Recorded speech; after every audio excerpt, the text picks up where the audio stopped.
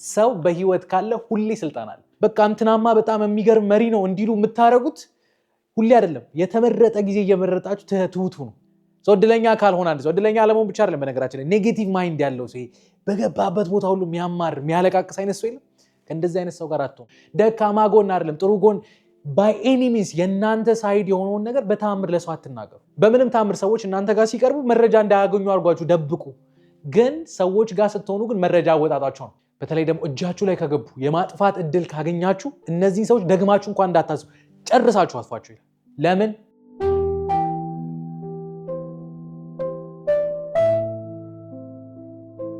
ሄይ ጋይስ እንዴት ናችሁ? ሁሉ ሰላም ሁሉ አማን? ፊራ ነኝ። ዛሬ እንግዲህ ትንሽ ለየት ባለ ፕሮግራም መጥቻለሁ። የዛሬው ምን እንደምንለው አላውቅም እውነት ለመናገር ወይ ካነበብኩት ወይ ቡክቶክ ብላችሁ ያዙት፣ ብቻ ግን ከሁለቱም ያልሆነ የሆነ ስፔሻል ፕሮግራም ነው። እውነት ለመናገር መጽሐፍ ዳሳ ማድረግ ከጀመርኩኝ ኦልሞስት 2 ዓመት አካባቢ እያለፈኝ ነው እና የመጀመሪያው ቀን መጽሐፍ ዳሳ ካደረግኩባት ቪዲዮ ጀምሮ በጣም ስጠየቁ የነበረ መጽሐፍ ነው ዛሬ ዳሳ ማድረግላችሁ። አይኖ እንዳቆየኋችሁ ያቆየሁበትን ምክንያት መጨረሻ ላይ እነግራችኋለሁ። ግን ዛሬ ሪቪው ላደርግላችሁ የፈለግኩት መጽሐፍ በሮበርት ግሪን የተጻፈው The 48 Laws of Power የሚለውን መጽሐፍ ነው። ኦልሞስት ከ2 ዓመት በላይ በተለያዩ ሶሻል ሚዲያዎች የተለያዩ መጽሐፎችን ዳሳ እያደረግን አብረን ቆይተናል። ዛሬ ግን አንድ ለየት ያለ ዜና ይዤላችሁ መጥቻለሁ። ምንድን ነው እርሱም? ሶሻል ሚዲያ ላይ ሊሚት ያደረገንን እንግዲህ እስከዛሬ ድረስ የተለያዩ መጽሐፎችን ዳሳ አደረግላችኋለሁ እንጂ ከእናንተ አስተያየቶችን፣ ጥያቄዎችን በሰፊው እየተቀበልን አልነበረም።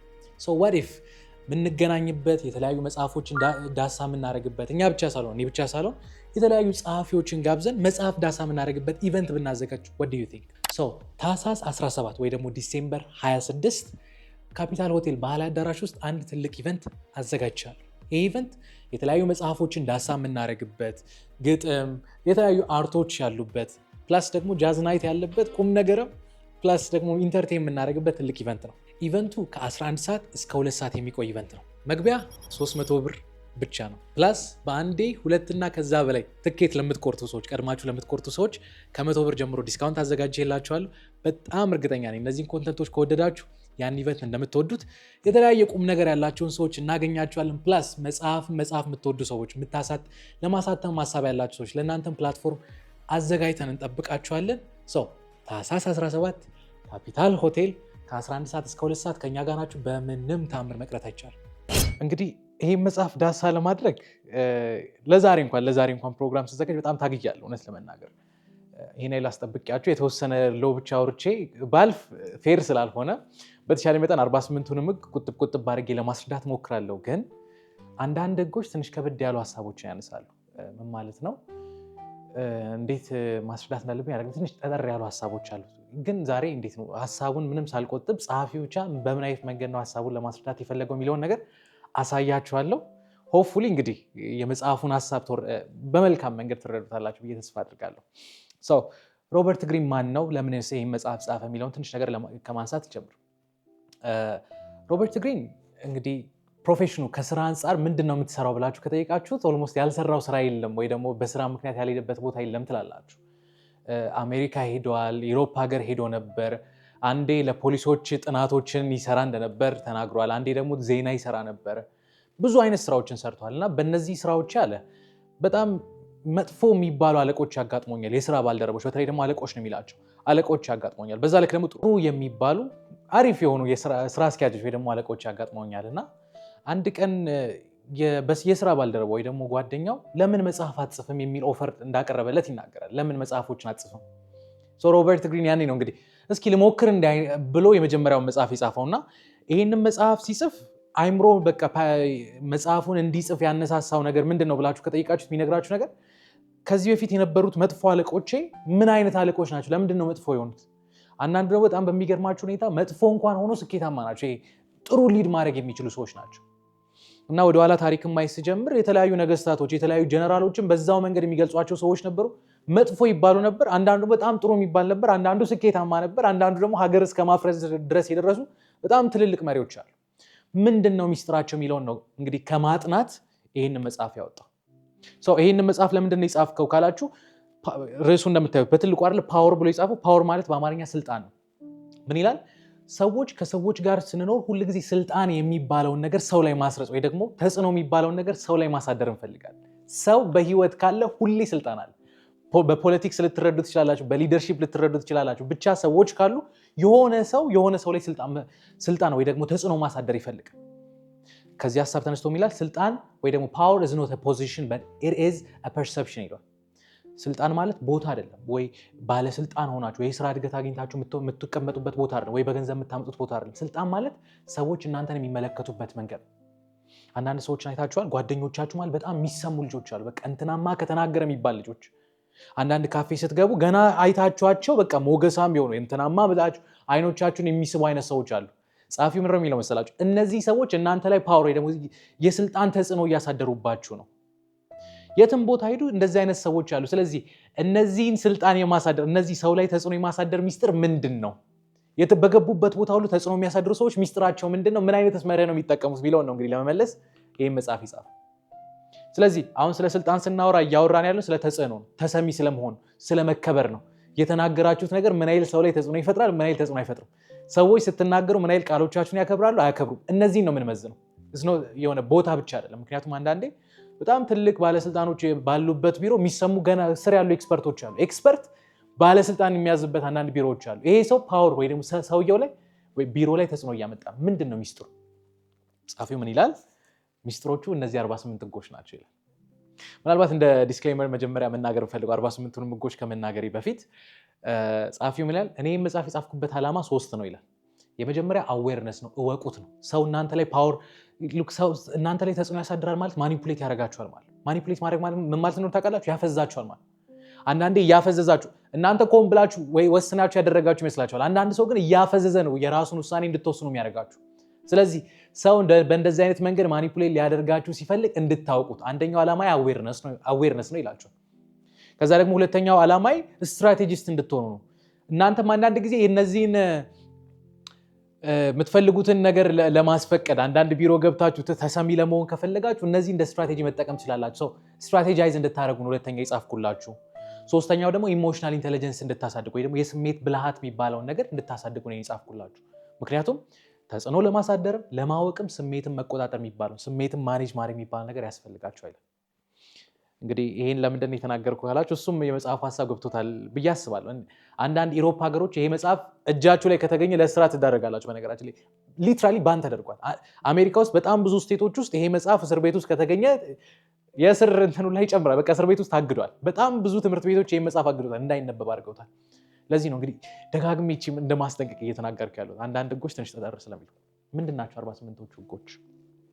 ከመጀመሪያው ግል ጀምር። የትም ቦታ ሄዳችሁ ተሰሚ መሆን ከፈለጋችሁ፣ ተጽዕኖ ማሳደር ከፈለጋችሁ የመጀመሪያው ጸሐፊ የሚነግራችሁ ነገር እንዴ ነው? never outshine your master ይላል። ወይ ደግሞ አለቆቻችሁን በልጣችሁ አትታዩ። ምን ይላል ጸሐፊው? የትም ቦታ ገብታችሁ መቆየት፣ መዝለቅ፣ ደግሞ ተሰሚ መሆን የምትፈልጉ ከሆነ የትም ቦታ ግቡ። እናንተን የሚበልጧችሁ ሰዎች አሉ። አለቃ ስንል በነገራችን ላይ በእውቀት የሚበልጧችሁ ሰዎች እያሉ፣ በስልጣን በቦታ የሚበልጧችሁ ሰዎች እያሉ፣ ፕላስ ደግሞ በገንዘብ የሚበልጧችሁ ሰዎች እያሉ፣ የትም ቦታ ጫፍ እንኳን ብትሰቀሉ የእናንተም አለቆች አሉ ይላል ጸሐፊው። ስለዚህ የትም ቦታ ስትገቡ አለቆቻችሁን በልጣችሁ ላለመታየት ሞክሩ። ይሄ በቃ መሰረታዊ ነገር ነው። ለምን? ምክንያቱም ሁላችንም ውስጥ ይጓልች የሆነ ኩራት አለች። ይቺ ኩራት ደግሞ በነገራችን ላይ የትኛውም አለቃችሁ የሆነ ሰው ጥሩ ፐርፎርም እንድታደርጉ ጥሩ ስራ እንድትሰሩ ይፈልጋል። እስከየት ካላችሁ እስከሱ ድረስ። ከሱ እኩል መሆን ስትጀምሩና ከሱ በላይ መብለጥ ስትጀምሩ ይሄማ ስልጣኔን ሊወስድ ነው በሚል ፍርሃት እንዳታድርጉ አድርጎ ይሰብራችኋል። እና ላለመሰበር ከፈለጋችሁ አለቃችሁን በምንም ታምር በልጣችሁ አታዩ። ኢቨን ከአለቃችሁ እንኳን በላይ ጎልታችሁ የምትታዩበት ሁኔታ ከመጣ ክሬዲቱን ላለቃችሁ ስጡት። ካልሆነስ ይሄ ሰው አቅም አለው፣ ገንዘብ አለው፣ ወይ እውቀት አለው በሆነ መንገድ መጥቶ ይደፋችኋል። በሆነ መንገድ እንዳትነሱ አድርጎ ይሰብራችኋል። ለዚህ ደግሞ በጣም አሪፍ ምሳሌ ኒኮላስ ስለሚባል ሰው ያራል ጸሐፊው። ኒኮላስ ማለት በኪንግ ሉዊስ የኢንግላንዱ የሉዊስ የሚባለው ንጉስ ማለት ነው። ካልተሳሳትኩኝ 14ኛው ሉዊስ ማለት ነው። በጣም ታማኝ የነበረ ህዝብ የሚወደው ንጉሱም የሚወደው አንድ ኒኮላስ የሚባል ፋይናንስ ሚኒስተር ነበር። እና ይሄ ሰው ትንሽ እሱም ኢጎ አለበት። ያው ዘናጭ ነው፣ ካሪዝማቲክ ነው፣ ሲናገር ሰው ይሰማዋል። ፕላስ ደግሞ በጀቱን በሚገባ ማኔጅ ያደርግ ነበር። ንጉሱም ይወደዋል እንዳልኳቸው፣ ህዝብም ይወደዋል። እና አንድ ቀን አንድ በጣም ትልቅ ኢቨንት አዘጋጀ። እና ኢቨንቱ በቃ ድል ያለ ኢቨንት፣ ንጉሱ እንኳን ያላፈረበት ኢቨንት ነው። ግን ምን ተፈጠረ? ኢቨንቱ ላይ የመጣው ሰው ንጉሱ እኮ ተቀምጧል በዙፋኑ። ሰዎች ንጉሱን ትተው ሙሉ በሙሉ ትኩረታቸው ኒኮላስ ላይ እንደሆነ ታያላችሁ። ከበውት ያወሩት ነበር፣ ኮንግራ ይሉት ነበር። በዛ ኢንስተንት ንጉሱም እንዳሰበ ይሄ ሰው ዛሬ ሰው በእንደዚህ አይነት መንገድ ከተቀበለው በኋላ ስልጣኔን ይጋፋል ወንበሬን ይጋፋል ብሎ እንዳሰበ ታያላችሁ። በጣም በሚገርማችሁ ሁኔታ ቀን አልጠበቀም። በጣም በትንሽ ቀናቶች ውስጥ ይሄ ሰው እድሜ ልክ እስራት ተፈርዶበት ከትልቅ ባለስልጣንነት እንደተባረረ ታያላችሁ፣ ወደ ስር እንደገባ። ስለዚህ የትኛውን ቦታ ላይ ሄዳችሁ መዝለቅ አለ አይደል? አንዳንዴ እኮ መቆየትም ያስፈልጋል ስልጣን ወይ ደግሞ ተጽዕኖ ለማግኘት ተጽዕኖ ለማሳደር። የትኛውን ቦታ ላይ የሚበልጧችሁ ሰዎችን ወቁ፣ እነዚህን ሰዎች ደግሞ በልጣችሁ ላለመታየት ሞክሩ። ጻፊ መጀመሪያ የሚነግራችሁ ይሄ ነው። ሁለተኛው ህግ እንዲህ ይላል፣ never put too much trust in friends, learn how to use your enemies ይላል። ጓደኞቻችሁ ላይ ከልክ ያለፈ እምነት አጣሉ፣ ግን ጠላቶቻችሁን እንዴት መጠቀም እንደምትችሉ ለመማር ሞክሩ የሚል ትርጓሜ ያለው። ምን ማለት ነው? በሁለት መንገድ ላስረዳችሁ። ጻፊው ምን ይላል? ጓደኛ ማለት የእናንተ የቅርብ ሰው ማለት አንዳንድ ጊዜ አስባችሁ ማሰብ የምታቆሙት ጓደኞቻችሁ ጋር ስትደርሱ። ብዙ ሰዎችን ትጠነቀቁና ማትጠነቀቁት አንድ ሰው ቢኖር ጓደኞቻችሁ። ለምን? ምክንያቱም የቅርብ ሰው። ይሄ ምን ያመጣል? አንደኛ ብላይንድ ሳይድ ይፈጥራል። ምን ማለት ነው? ከልክ ያለፈ እምነት እነሱ ላይ ታስቀምጡና የሆነ ሳ ላይ በማታስቡት መንገድ ትጠቃላችሁ። ለምን? ምክንያቱም አት ሰም ፖይንት ጥቅም ሲጋጭ፣ እንግዲህ ለእናንተ አልነግራችሁም፣ ብዙ ጊዜ ቤተሰቦች አንድ ላይ ቢዝነስ ጀምረው በደም እስኪፈላለጉ ድረስ የሚያድጉት ቢዝነስ በቃ ቤተሰብ ነው ይባልና አግሪመንት ወረቀት ላይ ባልተጻፈ አግሪመንት ስራ ይጀመራል። ከዛ የሆነ ሳ ላይ ጥል ይፈጠራል፣ ቤተሰብ ይበተናል። ሄዳችሁ ማሰብ የምታቆሙት እንደዚህ አይነት የቅርብ ሰዎቻችሁ ጋር ስለሆነ ከልክ ያለፈ እምነት እነሱ ላይ ያጣሉ ነው። አንደኛ አንድ ፊልም ላይ አንድ ሰው ምን ብሎ ሲጸልይ ያየው፣ የአማርኛ ፊልም ላይ ፈጣሪ ሆይ አለ፣ ከጠላቶቼ እኔ ራሴን ጠብቃለሁ፣ ግን ከማላቃቸው ከውስጥ ጠላቶች አንተ ጠብቀኝ አለ። አይዲያው ምንድነው? የሚታወቅ ጠላትን ትጠነቀቃላችሁ፣ ብዙ አትፈሩ። የውስጥ ሰውን ግን አትጠነቀቁም፣ በቃ ሳታስቡት ነው የሚመታችሁ። ይሄኛው የመጀመሪያው ነው የመጽሐፉ ጸሐፊ የሚያስረዳበት እይታ። ሁለተኛው ደግሞ ምን እንደሆነ ታውቃላችሁ? እንበልና ጓደኞቻችሁ ያሉበት ቢሮ ውስጥ እናንተ አለቃ ሆናችሁ እነዚህ ሰዎች ሌላ ሰዎች እንደምታዙት ሌላ ሰዎች ላይ ስልጣን እንዳላችሁ እነሱ ላይ ስልጣን ይኖራቸዋል? ሞስት ላይክሊ አይኖራቸው። ለምን? ኢንታይትልድ ናቸው፣ ያውቋቸዋል፣ ጓደኛ ናቸው። እናንተም እንኳን ተጽዕኖ መፍጠር ቢሆን አንዳንዴ እንደዚህ አድርግ ብላችሁ ፑሽ ለማድረግ ትቸገራላችሁ ስለምታውቋቸው። እና ጻፊም ይላል እንደዚህ የምታውቋቸው ሰዎች ሰርክል ውስጥ መሆን ይሄ አትመኗቸው አይደለም። በነገራችን ላይ ቱ ማች ትረስት ነው። ከልክ ያለፈ እምነት ስታስቀምጡ ዋጋ ትከፍላላችሁ። ከዚያ ይልቅ ግን እንዴት ጠላቶቻችሁ መጠቀም እንዳለባችሁ ለማወቅ ሞክሩ ይላል። ለምን? ምክንያቱም ጠላቶቻችሁ ብዙ ዓላማ ብዙ ፍላጎት የላችሁም። ያላቸው አንድና አንድ እናንተን መጣል ነው፣ እናንተን በልጦ መገኘት ነው። እና ጠላቶቻችሁን ተጠቀሙ ሲል ጻፊ የሚናገረው ነገር አንዳንዴ እንደውም ቢሮ ውስጥ እንኳን ልትሆኑ ይችላላችሁ፣ የሚጠሏችሁን ሰዎች ልትቀጥሩ እንኳን የምትችሉባቸው ጊዜዎች አሉ። ለምን? ምክንያቱም የነዚህ ሰዎች ዓላማ እናንተን በልጠው መገኘት ስለሆነ ባይ ኤኒ ሚንስ ፐርፎርም ለማድረግ ይሞክራሉ፣ ለመታገል በቃ በልጧችሁ ለመገኘት ይሞክራሉ። ይሄ በስርዓት ዩዝ ሃው ቱ ዩዝ አይደል? እንዴት መጠቀም እንዳለባችሁ ካወቃችሁ ለአድቫንቴጅ ይሆናችኋል። እንዴት ነው ልትጠቀሟቸው ትችላላችሁ። አንደኛ ለእድገታችሁ ማለት። ሁለተኛው ግን የሚጠላችሁ ሰው እንዳለ ስለምታውቁ ትጠነቀቃላችሁ። ኬርለስ አትሆኑ፣ ሁሌ ኮንሺየስ ናችሁ። ይሄኛው አቢሊቲያችሁ ለማደግ ወይ ደግሞ ከፍ ለማለት እንደሚረዳችሁ መጽሐፉ ይናገራል። ስለዚህ ከልክ ያለፈ እምነት የቅርብ ሰው ላይ ከማሳደር ጠላቶቻችሁ እንዴት መጠቀም እንዳለባችሁ ለማወቅ ሞክሩ ይላል። ሶስተኛው ህግ እንዲህ ይላል፣ ኮንሲል ዩር ኢንቴንሽን ወይም ደግሞ ሀሳብ ዓላማችሁን ደብቁ የሚል ትርጉም አለው። ኮንሲል ዩር ኢንቴንሽን። በእኛ ዘመን ይሄ ሀሳብ ትንሽ ዩኒቨርሲቲ የሆነ ይመስላል አይደል? አሁን የሶሻል ሚዲያ ዘመን ነው። የሚሰማችሁን ደካማ ጎናችሁን ሶሻል ሚዲያ ላይ መናገር ያው እንግዲህ አልጎሪዝሞቹም ያወጡታል፣ ወሬም ደግሞ እንወዳለን። በቃ ችግራችንን መናገር የዚህ ዘመን ፋሽን ነው። ግን ጻፊው ምን ያል መሰላችሁ? ኢንፎርሜሽን ወይ ደግሞ መረጃ የሚባለው ነገር በጣም ኃይል ያለው ነገር ነው። ኢንፎርሜሽን ኢዝ ፓወርፉል ወይ ደግሞ ኖሌጅ እውቀት በጣም ኃይል ያለው ነገር። አንድ ሰው ስለ እናንተ እውቀት አለው ማለት እናንተ ላይ የሆነ ያህል ተጽዕኖ አለው ማለት ነው። ደካማ ጎናችሁን ያውቃል ማለት አንድ ሰው ወይ ደግሞ የሆነ ችግራችሁን ያውቃል ማለት አንድ ሰው እናንተም በምን አይነት መንገድ ማንበርከክ በምን አይነት መንገድ መምታት እንዳለበት ያውቃል። ለምን? ምክንያቱም ኤክስፖዝ አድርጋችሁታል፣ ሰጣችሁታል። እና ጻፊ የሚናገረው ነገር አንደኛ ይሄ ነው። ደካማ ጎን አይደለም ጥሩ ጎን ባይ ኤኒ ሚንስ የእናንተ ሳይድ የሆነውን ነገር በተአምር ለሰው አትናገሩ፣ ጥቅም ስለሌለው ማለት። በተለይ ደግሞ ሩቅ ለሆኑ ሰዎች ሚዲያም ላይ እንደማለት አትናገሩ፣ ምክንያቱም አንድ ሰው እንደ ደካማ ጎን መጥቶ ሊያጠቃችሁ ስለሚችል። ሁለተኛ ደግሞ እቅዳችሁን በምንም ተአምር ለሰዎች አትናገሩ ይላል። ኢንቴንሽናችሁ ለሰው አትናገሩ። ለምን? አንደኛ እቅዳችሁን ለሰው ስትናገሩ ከነዚህ ሶስት ነገሮች አንዱ ይፈጠራሉ ይላል ጻፊ። አንደኛ እንግዲህ ሰዎች አንዳንዴ ቅናትም አለብን አይደል? የሚረዷችሁ ሰዎች ይረዷችኋል። አክቹዋሊ ግን አንዳንዴ ሐሳባችሁን ከልክ በላይ ኤክስፖዝ ስታደርጉ ምን ያመጣል? ቅናት ያመጣል። ቅናት ደግሞ ያለበት ነገር ሰዎች ስራችሁን ብሎክ እንዲያደርጉ ምክንያት ይፈጥራል። ሆን ብሎ አይደለም በነገራችን ላይ አንዳንዴ ሰው ሳያውቅም ሊያደርገው ይችላል። መንገዳችሁን ድንገት በቅናት እንዴት ነው እንዲቆም ምክንያት ይሆኑባችኋል። አንደኛ ተው አትናገሩ። ለምን? ቅናት አለ፣ ብሎክ ያደርጉባችኋል። ሁለተኛ ኮፒ ሊያደርጓችሁ ይችላል። የሰራችሁትን ነገር ኤግዛክት እንግዲህ ቢዝነስ ማርኬቲንግ ሴልስ ውስጥ ያላችሁ ሰዎች ይሄን ታውቁታላችሁ። ይሄ ነገር በጣም የተለመደ።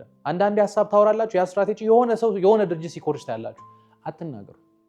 ካልሆነ መንገድ ያጣሙባችኋል። በተለይ ደግሞ የሚቀኑባችሁ የአፍ አውጥተው የማይናገሩ ሰዎች ካሉ የሆነ ምክንያት ፈጥረው ነገሮችን ያጣሙባችኋል፣ ውስብስብ ያደርጉባችኋል። ስለዚህ ሀሳባችሁን በምንም ታምር ለሰው አትናገሩ። ቢ አንፕሬዲክተብል። ጸሐፊ የሚናገረው ሀሳብ እዚህ ላይ ይሄ ነው። የትኛውን ቤት እስኪ እዩ እናንተ እንኳን አንዳንዴ ኮንሺየስ መሆን ጥሩ ነው። የመጀመሪያ አዌርነስ አይደል ሀሳባችን። ድብቅ የሆኑ ሰዎች፣ ብዙ የማይናገሩ ሰዎች፣ ጀነን የሚሉ ሰዎች ለምንድን ነው የምታከብሯቸው? እነዚህ ሰዎች እኮ እናንተ ላይ ተጽዕኖ እናንተ ላይ ፓወር እያሳደሩ። ብዙ አለመናገር ሰዎች መሀል መከበርን ይፈጥራል። ሀሳባችሁን መደበቅ ሰዎች መሀል መከበርን ይፈጥራል። ስለዚህ ኮንሲል ኢንቴንሽናችሁን፣ ሀሳባችሁን ደብቁ።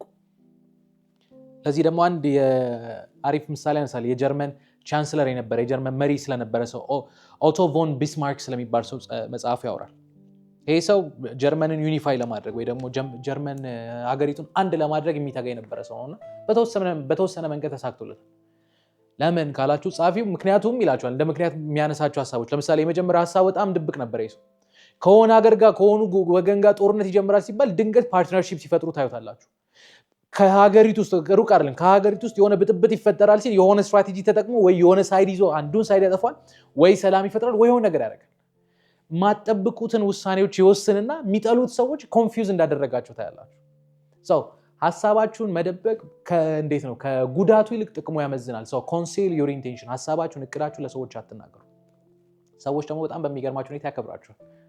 አራተኛው ህግ ኦልዌይስ ሴይ ለስ ዛን ነሰሰሪ ይላል። ቅድም ካልኳችሁ ሀሳብ ጋር የሚገናኝ ነው። መናገር ካለባችሁ በታች ተናገሩ።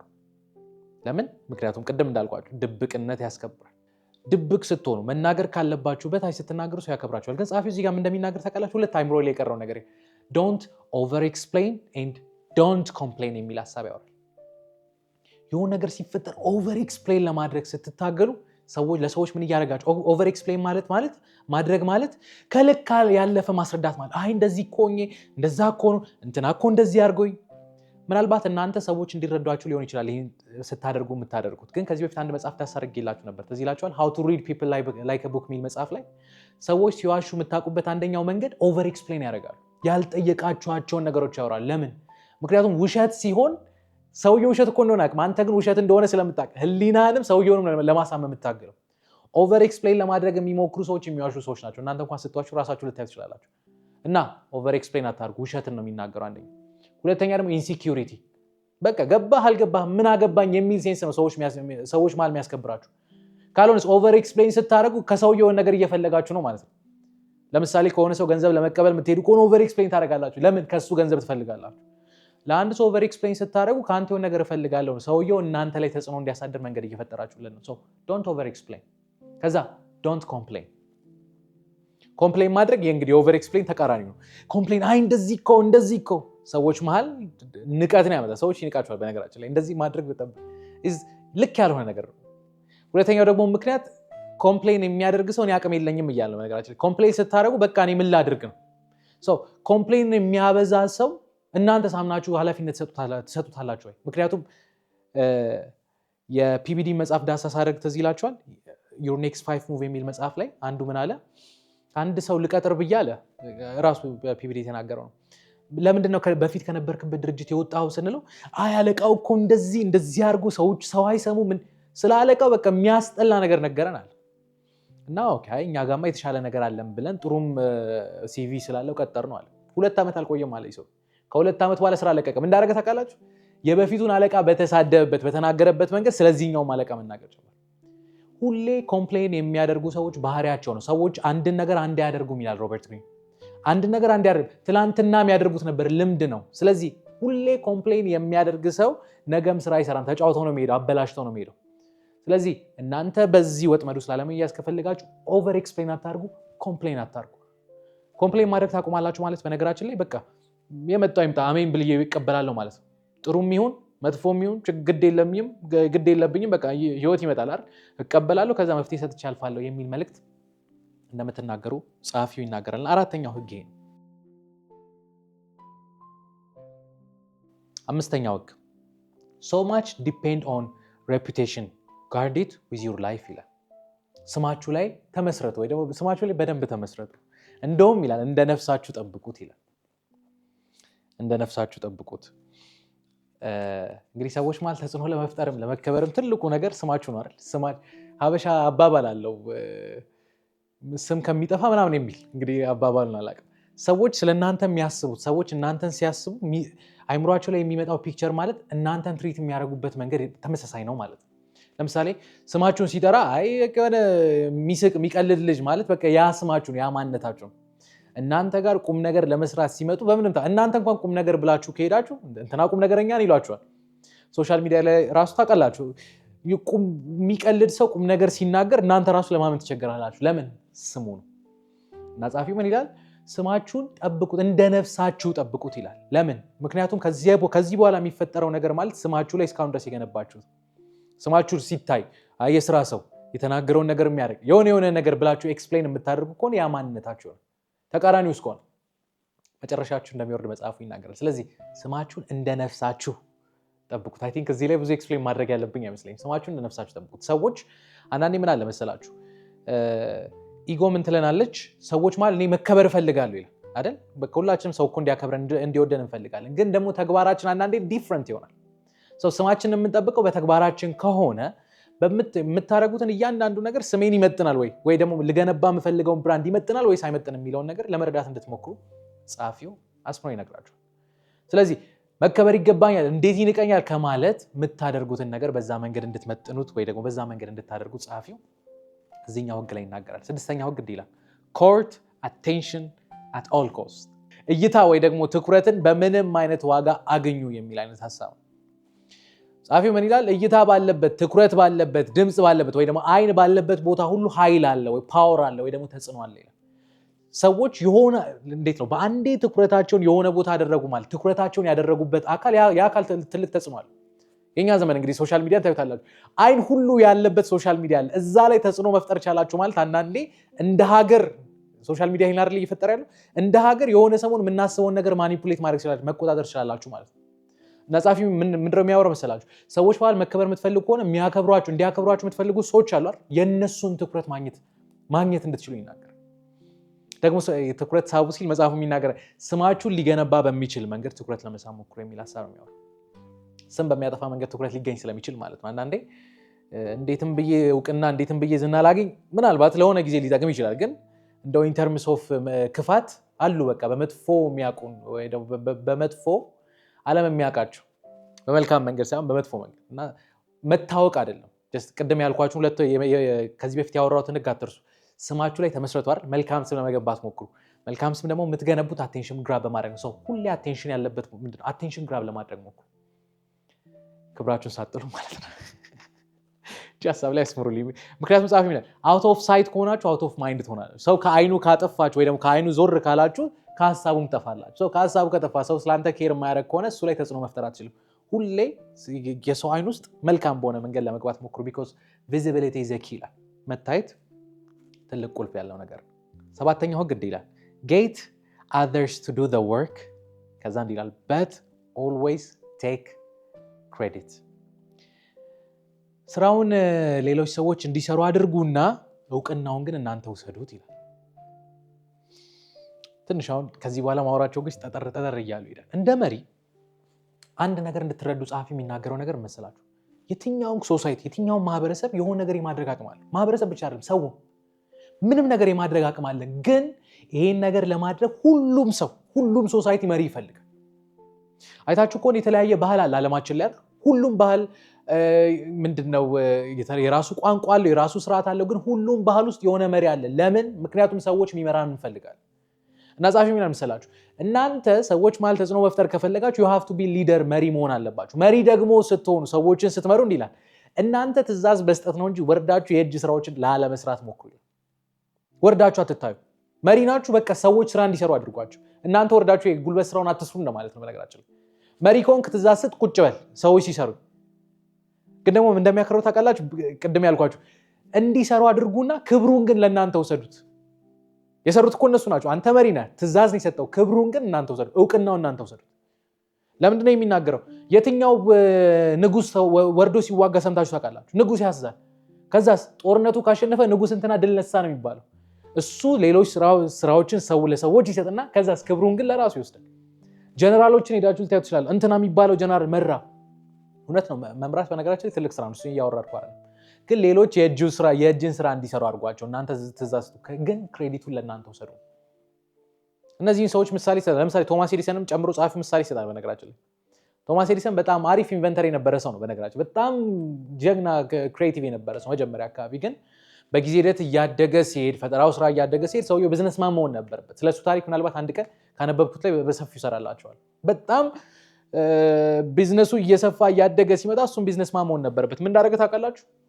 ልክ እንደ ኒኮላ ቴስላ ያሉ ሰዎችን እየቀጠረ የእነሱን ክሬቲቪቲ ውስጥና እሱ ፕሮዳክቱን ሴል ያደረገ።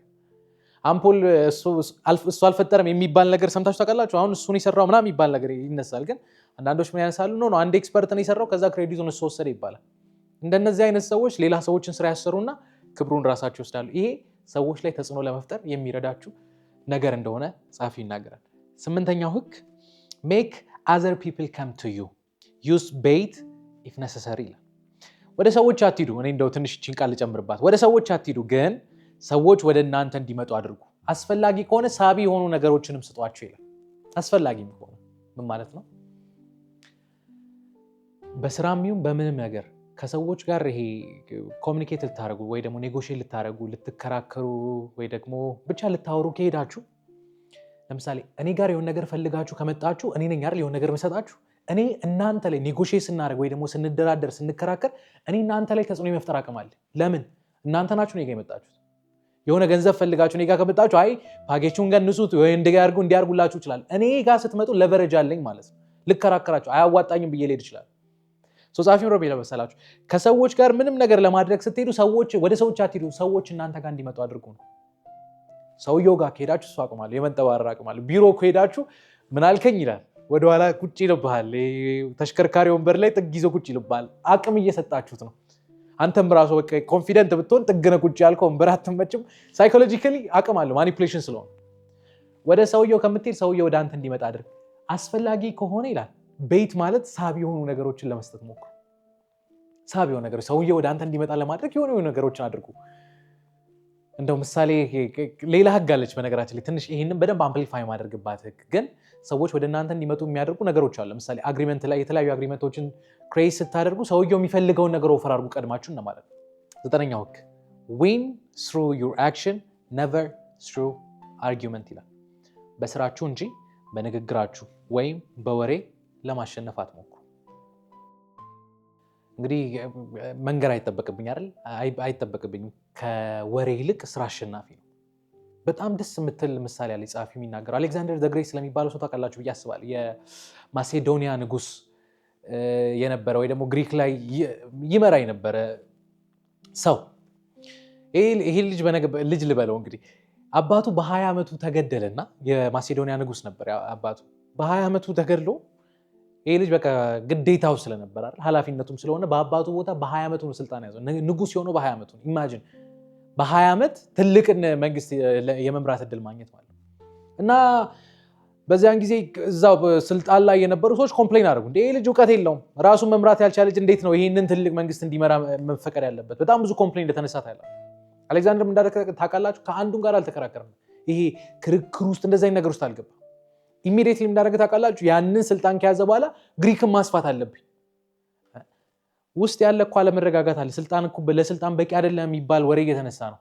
ልጁ ግን ከዛ ተነሳና የግሪክን ኢምፓየር በጣም እንዳሳደገው ታያላችሁ። እንደውም ስሙ አሌክዛንደር ነው፣ ግን አሌክዛንደር ደ ግሬት የሚል የክብር ስም እንደተጨመረለት ታያላችሁ።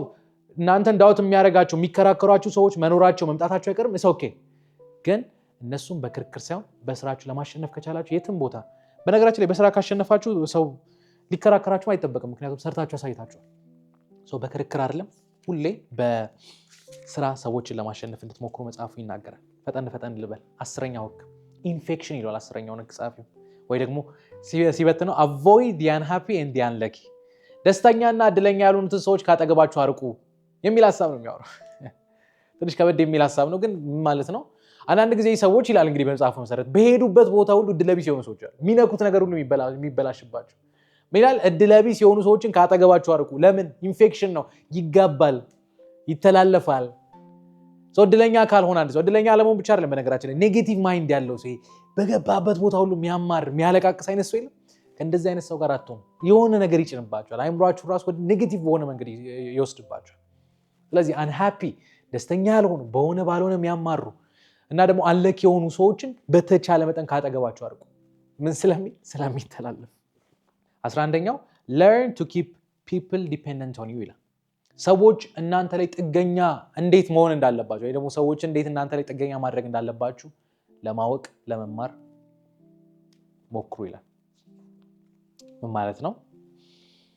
አንድ መሪ አንድ ሊድ የሚያደርግ ሰው ማለት ነው ሁሉንም ስራ ላይክ እሱ አይሰራም አይደል? ከስር ላለ ሰው ነው መስጠት ያለ መሆንም ያለበት እንደዛ ነው። ግን ምን አለ መሰላችሁ ሁሉንም ስራ እንበልና ለምክትላችሁ ሰጣችሁ ምክትላችሁ ሁሉንም ስራ የሚሰራ ከሆነ do you think ይሄ ሰው ከሆነ ጊዜ በኋላ እንደው እናንተ በሆነ ባለመስማማት በተለያየ ነገር መቀጠል ባትሉ ይሄ ሰው በኋላ አይተካችሁም ወይ ሪፕሌስ አያደርጋችሁም ወይ? ምን መሰላችሁ ጻፍ የሚናገረው የምትሰሩትን ነገር ለሁሉም ሰው አትስጡ ማለት ነው። ፉሊ አትስጡ፣ ግን ደግሞ ሰዎች እናንተ ላይ ዲፔንደንት እንዲሆኑ አድርጉ። ለምሳሌ አንተ መሪ ከሆንክ የተለያየ ለምሳሌ አንድ ስራ በአምስት የተለያዩ ዘርፎች ካሉ አምስቱም ላይ የተለያዩ መሪዎችን አስቀምጡ። አንድ የሆነ መሪ አምስት የተለያየ መሪ ስታስቀምጡ እነዚህ ሁሉ የተለያየ ነገር ፈልገው እናንተ ጋር ነው የሚመጡት። አንዱ እንኳን እናንተ ላይ ቢያምስ በቃ እኔ ብቻ ልስራ ቢል አራት ነገር ያስፈልገዋል። አራቱን ነገር የምታውቁት እናንተ ብቻ ናችሁ። ሰዎች እናንተ ላይ ጥገኛ ሲሆን ወደ ሌላ ቦታ ሄዱ ይፈልጓቸዋል እና እሱ ላይ ስልጣን የማሳደር አቅም አላቸው የሚል ሐሳብ መጽሐፍ የሚናገር። ስለዚህ የምትሰሩትን ነገር በሙሉ ለሰው አትስጡ። አንዳንዴ እውቀትን መደበቅ አስፈላጊ ነው ማለት ነው። በነገራችን ላይ መረጃን ሆን ብላችሁ ትደብቃላችሁ። አንዳንዴ ሪሶርስ ሆን ብላችሁ ትደብቃላችሁ። አንዳንዴ ሆን ብላችሁ አንዳንድ ነገሮችን ሚስጥር ታደርጋላችሁ። ምን እንዲሆን? ሰዎች እናንተ ላይ ጥገኛ እንዲሆን። ሰዎች እናንተ ላይ ጥገኛ ከሆኑ ለስልጣናችሁ ለተጽዕኗችሁ አትፈሩ። ቢኮዝ ሄዶ ወደ እናንተ ነው የሚመጡት። ለዚህ ደግሞ አንድ በጣም አሪፍ ፋሚሊ ይጠቅሳል። ማዲቺ የሚባል ፋሚሊ ጣሊያን ውስጥ የነበረ ፋሚሊ አይ ቲንክ ፕሮናንሲዬሽኑ አልተሳሳትኩም ብዬ አስባለሁ። ሜዲቺ የሚባል ፋሚሊ። እነዚህ ሰዎች ማለት ጣሊያን ውስጥ በሪኔሰንስ ጊዜ እነ ሊዮናርዶ ዳቪንቺ የተነሱበት ጊዜ ማለት አርት፣ ሊትሬቸር፣ ፊሎሶፊ በጣም እያደገ የነበረበት ጊዜ ባንከሮች ናቸው። ለፖለቲከኞች፣ ለነገስታት ዘመዶች፣ ኢቭን ለነገስታቶች፣ ለትልልቅ የጥበብ ሰዎች ገንዘብ አበድረው ነበር። እንደሆነ ታውቃላችሁ እነዚህ ሰዎች ከቢዝነስ ሊያጠፋቸው የሚመጣ የትኛውም ነገር ሲነሳ ሆን ብሎ እነዚህን አድቫንቴጆች ይወስዳሉ። እኔን ካነሳኝ እንትን አደርግብሃለሁ። ይሄ ስር ስለሰደዱ እነሱን ልታጠፉ ከፈለጋችሁ ብዙ ነገሮችን ነው የምታጠፉት። ሰው ሀገሪቱ ኦልሞስት እነሱ ላይ ዲፔንድ ሆነው ነበር ማለት እነሱ ላይ ጥገኛ ሆነው ነበር። ይህን ታሪክ ምን ያህሎቻችሁ እንደምታውቁ አላውቅም። አሜሪካም እንደዚህ ሆና ነበር በነገራችን ላይ። ጄፒ ሞርጋን የሚባል ሰው ታውቃላችሁ? አሁንም ጄፒ ሞርጋን የሚባል ትልቅ እንትን አለ። ምንድነው ባንክ አለ። አሁንም የአሜሪካ ኢኮኖሚ ሊትራሊ ኮላፕስ ሊያደርግ ብሎ ይሄ ሰው ነው ኢንቨስተሮችን ሰብስቦ አንድ ባንክ ነው የአሜሪካን ኢኮኖሚ አንዴ ነው ሁለቴ ሴቭ ያደረገው። እንደነዚህ አይነት ተቋሞች ልታጠፏቸው አትችልም። ለምን? የተወሰነ ኢቭን አንዳንዴ ሀገር እነሱ ላይ ጥገኛ ይሆናሉ። እናንተ በዚህ ልክ ተጽዕኖ ማሳደር ከቻላችሁ የትም ሂዱ ትፈለጋላችሁ። ስልጣን ሉዝ የማድረግ እድላችሁ በጣም የጠበበ ነው። 12ኛው ግን ይላል use selective honesty and generosity to disarm your victim። ተጎጂህን ወይ ደግሞ ምስኪን የሆኑ ሰዎችን እንዲቅርታ አድርጉልኝ ሼን ቃል ተጠቀም። ተጎጂህን ትጥቅ ለማስፈታት ከፈለክ ይላል የተመረጠ ትህትናና ልግስናን ተጠቀም። ምን ማለት ነው? እናንተ መሪ ስትሆኑ አሁን እስካሁን ድረስ ያልኳቸውን ሩሎች እንትን ስትሉ አፕላይ ስታደርጉ ሰዎች ማለት በተወሰነ መንገድ ትፈራላችሁ። የመከበር አቅማችሁ ከፍ ያለ ነው። ሰው ምን ይሆናል መሰላችሁ? እነዚህ ሰዎች ሰቅለው ነው የሚያስባችሁ። የሆነ ቦታ ላይ ከፍ አድርገው ነው የሚያስባችሁ። እና ምን ይሆናል መሰላችሁ? አንዳንድ የምታደርጉት ነገር የሆኑ ሰዎችን ማስቀየማችሁ ስለማይቀር እንደው ፈልጋችሁም አልፈልጋችሁም የተወሰኑ ሰዎችን ሊጎዳ ስለሚችል እነሱን የምታሸንፉት ጥቅም ሰጣችሁ አይደለም። አንዳንዴ የዋህ ሆናችሁ ነው። ቢ ስማርት ብልህ ሁኑ ነው። እነዚህ ሰዎች በቃ እንትናማ በጣም የሚገርም መሪ ነው እንዲሉ የምታደርጉት ሁሌ አይደለም። የተመረጠ ጊዜ እየመረጣችሁ ትሁት ሁኑ፣ ለግሱ። ካሜራ ፊት ለመስጠት ሞክሩ ማለት ነው። ይቅርታ አድርጉልኝ እንግዲህ ይህን ምሳሌ ሲጠቀም ትልቅ ስልጣን ላይ ካለ በቃ ጥሩ ስም እንትናማ ለሰው ይራራል ለመባል ካሜራ አምጥተህ ለሰው ስጥ ነው። ለግሱ። የተመረጠ ትህትና ማለት ለጋሽ ሁኑ ማለት እሱ። የተመረጠ ጊዜ ትሁት ሁኑ። በቃ እንትናማ ደስ ይላል ለመባል። ለምን? ምክንያቱም አንዳንድ ጊዜ ሰውን በስልጣን በጉልበት አይደለም ልቡን ነው ዊን የምታደርገው። ራሷን የቻለች ምዕራፍ አለ። ትንሽ ነገር አወራለሁ። አንዳንድ ጊዜ ሰዎች የምታሸንፉት ሎጂካሊና ስሜቱን ማኒፑሌት በማድረግ ነው። እንደዚህ ማድረግ ከፈለጋችሁ ይላል እንግዲህ ጸሐፊው you have to know ሁሌ አይደለም የተመረጠ ቦታ እየመረጣችሁ ትሁት መስላችሁ ለመታየት ሞክሩ። ትሁቱ ነው ቦታ እየመረጣችሁ ለጋሽ ለመሞክሩ። ሁሌ ግን የምታደርጉት ከሆነ ሰው እንደምንጣፍ ነው የሚረግጣችሁ። ይሄንን ነገር በደንብ አስምሩት። ጸሐፊ ደጋግሞ ሴሌክቲቭ የምትለዋን ቃል በደንብ ያሰምራታል። የተመረጠ ጊዜ ሁሌ አይደለም፣ አንዳንዴ እንደዚህ አድርጉ። እነዚህ ነገሮች ማድረግ ከቻላችሁ የጊዜ ጉዳይ ነው። ሰዎች ወደ እናንተ መምጣታቸው አይቀርም። 13ኛው ህግ እንዲህ ይላል when asking for help appeal to people's self-interest never to their mercy or gratitude ይላል። ቅድም ያልኳችሁ ምዕራፍ ጋር የምትመሳሰለች በአማርኛ እርዳታን ስትጠይቁ የሰዎችን ጥቅም እንጂ ከሰዎች ምሕረትንና ደስታን ወይ ደግሞ gratitude ማለት ምስጋና ነው፣ ምስጋናን ፈልጋችሁ አይሁን ይላል። ማለት ነው ለምን በልና ከሰው የሆነ ነገር የምትፈልጉ ከሆነ እርዳታ እንፈልጋለን እንደው እባክህ ብላችሁ የምትሄዱ ከሆነ ይሰው ይረክታችኋል። ለቨሬጅ ያለው እናንተ ላይ አያልፈልግም ሊኮራባችሁ ይችላል። እንዲህ እንዳትሆኑ ቅድም ተዚህ ይላችኋል ወደ እናንተ እንዲመጣ አድርጉት እንጂ ወደ እሱ አትሂዱ። ከዛ ጋር ትንሽ ብትቀራረብ ገነች ሚላል ጻፊው ከሰዎች ጋር ምንም ነገር ኔጎሺዬት ስታደርጉ ለራሳችሁ ጥቅም እንደሆነ አታስመስሉ። ግን ምን አድርጉ ይላል ለአንተ ብዬ ነው የሚል አይነት ነገር ፍጠሩ ነው።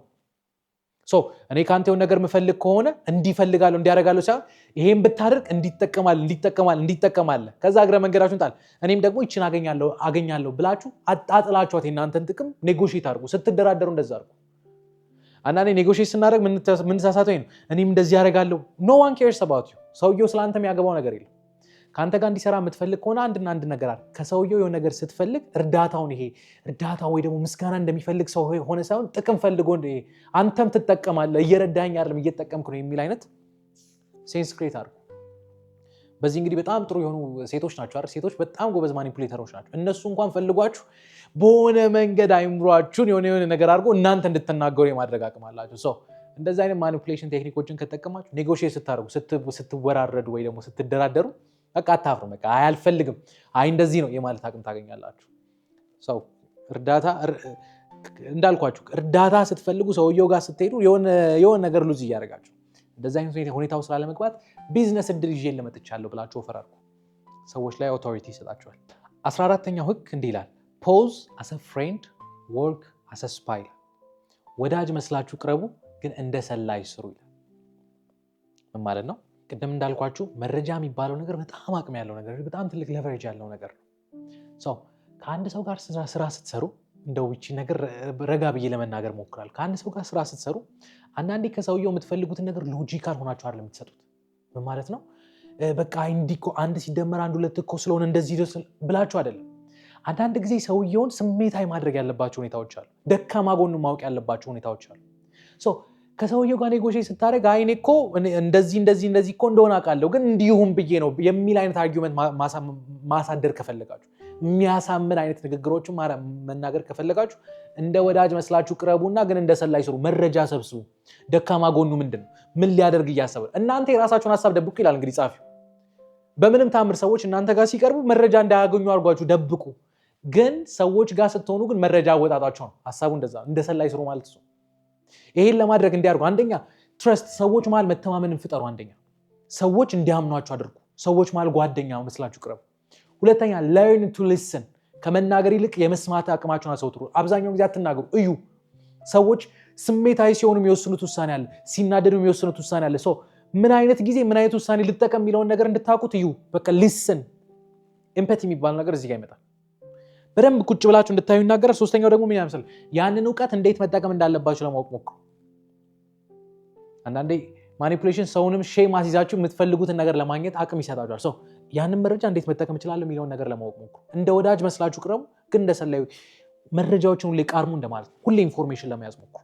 አይኖቻችሁ አክቲቭ ይሁን። ይሄን ስታደርጉ በነገራችን ላይ ትልቅ አቅም ሰውየው ላይ ትልቅ አቅም እያገኛችሁ። 15ኛው ህግ እንዲህ ይላል። በጣም ኮንትሮቨርሲ ያስነሳው ህግ፣ በተለይ ሮበርት ግሪን ችግር ውስጥ የከተተው ህግ ነው። ምን ያህል መሰላችሁ? ክራሽ ዩር ኤነሚስ ቶታሊ፣ ወይ ደግሞ ጠላቶቻችሁን ጨርሳችሁ አጥፉ፣ ጠላቶቻችሁ ሙሉ በሙሉ አጥፉ የሚል ሀሳብ ያነሳው። ለምንድን ነው ይሄ ሀሳብ ችግር ውስጥ የከተተው? ምክንያቱም ይሄ ሀሳብ ጠላት ብላችሁ የምታስቧቸውን ሰዎች ይላል ጸሐፊው፣ በተለይ ደግሞ እጃችሁ ላይ ከገቡ የማጥፋት እድል ካገኛችሁ እነዚህን ሰዎች ደግማችሁ እንኳን እንዳታስቡ ጨርሳችሁ አጥፏቸው ይላል። ለምን? ትንሽዬ እድል ከሰጣችኋቸው እነዚህ ሰዎች የመነሳት አቅም አላቸው፣ የማገገም አቅም አላቸው። ጊዜ ይወስዳሉ። የማገገም አቅም ያዙ ማለት አሁን እንደ በፊቱ ብቻ አይደለም፣ በቀል ይዞ ነው የሚነሱት፣ ኢንፎርሜሽን ይዞ ነው የሚነሱት። ተመልሰው በኋላ ያጠቃቸዋል። ለዚህ ደግሞ በጣም አሪፍ ምሳሌ ናፖሊዮን ቦናፓርትን ያነሳዋል። ይህን ሰው እንግዲህ ከዚህ በኋላም በጣም ብዙ ጊዜ ደጋግሜ ላነሳላችሁ ይችላል። የዚህን ሰው ምሳሌ ናፖሊዮን ቦናፓርት ፈረንሳይ ውስጥ የነበረው በጣም ታላቅ ጀነራል ነው፣ ታላቅ መሪ የነበረ ሰው። ግን ምን ይሆናል? አንድ ቀን የተለያዩ መንግስቶች ልክ እንደነ ብሪቲሽ ያሉ መንግስቶች አበሩና ሊያጠፉት መጡ። ፈረንሳይ ሊመቱት ማለት እና ምን እንዳደረጉት ታውቃላችሁ? ሲከበብ አንድ ኦፈር እንስጥ፣ በጣም ጥሩ መሪ ነህ፣ እናከብርሃለን። ኤልባ የምትባል ደሴት ላይ እናስቀምጥ። እስር ቤት እንኳን አልከቱትም። ኤልባ የምትባል ደሴት ውስጥ እናስቀምጥ፣ ከስልጣን ውረድና እኛ በሰላም እንኑር። ምክንያቱም የእሱ ሀሳብ ኢሮፕ ሙሉ በሙሉ መቆጣጠር ስለነበር ምን እንደሆነ ታውቃላችሁ? ተስማማ። ኤልባ ሄደ። እዛ ብዙ አልቆየም። ትንሽ ጊዜ ከቆየ በኋላ ከእንደገና ወደ ሀገሩ ተመለሰ። እንደው ፊልሙን አይታችሁ እንድታዩት እግረ መንገድ ልጋብዛችሁ። ፊልሙ ላይ የአንድ ሲን አለች። ወደ ሀገሩ ሲመለስ በሱ ቦታ ሌላ ሰው ስልጣን ይዞ ነበር እና ሊወጉት ከበቡት እና ምን አለ? በቃ እኔ መሪያችሁ ነኝ፣ ከእናንተ ጋር አብሬ ተዋግቻለሁ፣ ጀነራል እንደሆንኩ ታውቁኛላችሁ። ሰው መጥፎ ነው፣ ለሀገሩ አይጠቅምም፣ ሀገሩ የማይወድ ሰው ነው ብላችሁ ካሰባችሁ ምቱኝ፣ ካልሆነ ግን አብራችሁ አምፁና ይሄን ሰው ከስልጣን ኩዴታ ማለት ነው፣ መፈንቅለ መንግስት። ኢማጂን ይሄን ሰው ማጥፋት በሚችሉ ጊዜ ማጥፋት ቢችሉ ኖሮ ይሄ ሰው ስልጣን ከያዘ በኋላ ከእንደገና አውሮፓን እንዳጠቃ ብሪቲሾች እንዳጠቃ ታያላችሁ። ጠላቶቻችሁ እጃችሁ ላይ ሲገቡ እንዳይነሱ አድርጓችሁ አጥፋችሁ፣ ያን አቅም ታገኛላችሁ። ካልሆነስ የሚበቀል ሰው ታነሳላችሁ። በጣም ኤክስትሪም የሚሄዱ ሰዎች አሉ። እንግዲህ በድሮ ጊዜ አንድ ሰው መጥፎ ነው ተብሎ ከታሰበ ዘሩ ተፈልጎ ነው የሚጠፋው አይደል? ለምንድነው እንዲህ የሚያደርጉት? ምክንያቱም የሆነ ፊገር እንትን ካልክ በኋላ ልጅ ይነሳና በቀል ማስነሳት አይቀርም። ክራሽ ዩር ኤኒሚስ ቶታሊ ማለት እንደዚህ ነው። በነገራችን በመጥፎ ጉዳይ አይደለም፣ ቢዝነስም ላይ እንደዚህ ልተገብሩ ትችላላችሁ። ተቀናቃኝ ነው ብላችሁ ያሰባችሁ ሰው የሆነ ማርኬት የሚይዝባችሁ ከሆነ እድል አትስጡት ማለት ነው። ማርኬት ሼር እንኳን እንዳያገኝ አድርጋችሁ ቶታሊ ክራሽ አድርጉት። ያኔ ማንሰራራት አቅሙን ሊሚት ታደርጉታላችሁ። የመጨረሻ እንግዲህ ለዚህ ቪዲዮ የመጨረሻ ህግ 16ኛውን ህግ ላንሳና ልጨርስ። እንዲህ ይላል use absence to increase honor and respect ይላል። ክብርና ሞገስን ለመጨመር መጥፋት ወይ ደግሞ መጥፋት የሚባለውን ስትራቴጂ፣ መደበቅ የሚባለውን ስትራቴጂ ተጠቀሙት። ምን ይላል ጸሐፊው? ሰዎች እንደ ልብ ሲያገኟችሁ፣ ሲደውሉ አቤት እንሂድ፣ እሺ፣ ሲደውሉ አቤት የት ነህ፣ እሺ፣ በተደወለ ቁጥር እንደ ልብ አቫለብል የምትሆኑ ሰዎች ካላችሁ ይላል ጸሐፊው፣ ሩቅ አይደለም፣ ደውሎ የጠሯችሁ ሰዎች ናቸው መጀመሪያ ዲስሪስፔክት የሚያደርጓችሁ፣ የሚንቋችሁ፣ የሚያወርዷችሁ። ሰዎች የትም ቦታ ስትገቡ እንዲያከብሯችሁ ከፈለጋችሁ ጥፉ፣ ሆን ብላችሁ ኢንቴንሽናሊ ጥፉ። ይሄ ይሰራል ወይ? በጣም ይሰራል። ለምሳሌ ንግስት ኤልሳቤጥን ያነሳታል፣ የኢንግላንድ ንግስት። በነገራችን ላይ እሷ ማለት ኢማጂን በወቅቱ ኦልሞስት ኢንግላንድ ሙሉ በሙሉ ማለት በሚቻል መልኩ ስልጣን ላይ ጥሩ ፖዚሽን ላይ የነበሩ ሰዎች ወንዶች ናቸው። ወንድ በዶሚኔት በሚያደርግበት ሀገር ውስጥ ሴት ሆና የሀገሪቱ ንግስት ነበር። እና እንዴት ነው ጠላቶቿን ኮንፊውዝ የምታደርገው? እንዴት ነው የምትሰማው ካላችሁ፣ አንዳንድ ጊዜ መገኘት ባለባቸው ሁኔታዎች እንኳን እስከማትገኝ ድረስ ሆን ብላ ጠፋ ነበር። እንደ ልባት ታገኟት፣ እንደ ልብ አክሰሰብል አይደለችም። ይሄ ነገር አብሯት ያሉ ሰዎች ማለት ኮንፊውዥን ፈጠረ። ምን እያሰበ የት እየሄደች ነው? ሉክ አይምሯቸው ውስጥ አላችሁ ማለት ክብር አላችሁ ማለት ነው። ስትጠፉ ሰው ያከብራችኋል። እንደ ልብ ስትገኙ ያወርዳችኋል። ሌላ አይደለም፣ የጠራችሁ ሰው ራሱ ያወርዳችኋል። እንደ ልብ አትገኙ። ስትጠፉ ይሄ ክብርንም ሞገስንም ለመጨመር ተሰሚም ለመሆን እንደሚረዳችሁ መጽሐፉ ይናገራልና እንግዲህ በሰዓት ስለመገደብ የዛሬውን ቪዲዮ እዚህ ጋር አልጨርሰው፣ ሌሎቹን እቀጥልላችኋለሁ። ቀጣይ ባሉት ቀናት ሐሳቡን ጨርስላችኋለሁ። ዛሬ ግን ቪዲዮውን እዚህ ጋር ልጨርስ። 16ቶቹን ህጎች በምን አይነት መንገድ አያችኋቸው? በምን መንገድ ተረዳችኋቸው? እስኪ ስለዚህ ቪዲዮ ያላችሁን ሐሳብ ኮመንት ሴክሽን ላይ ያስቀምጡልኝ። እንግዲህ ማስታወቂያን አይታችሁታል ብዬ አስባለሁ። እንግዲህ የተለያዩ መጽሐፎችን አብረን ዳሳ እያደረግን ነበር። አሁን ደግሞ በኢቨንት ደረጃ አድርገ ነው አብረን ተገናኝተን መጽሐፍቶችን ዳሳ የምናደርግበት ትልቅ ኢቨንት አዘጋጅቼላችኋለሁ። ሞር ኢንፎርሜሽን ማግኘት ከፈለጋችሁ፣ ቀድማችሁን ቦታ መያዝ ከፈለጋችሁ ከስር በማስቀምጥላችሁ ስልክ መደወል ትችላላችሁ። ከጥቂት ቀናት በኋላ የቀሩትን ህጎች ይዤላችሁ እመጣለሁ። አብራችሁኝ ስለነበራችሁ አመሰግናለሁ። መልካም ቀን፣ መልካም ሳምንት።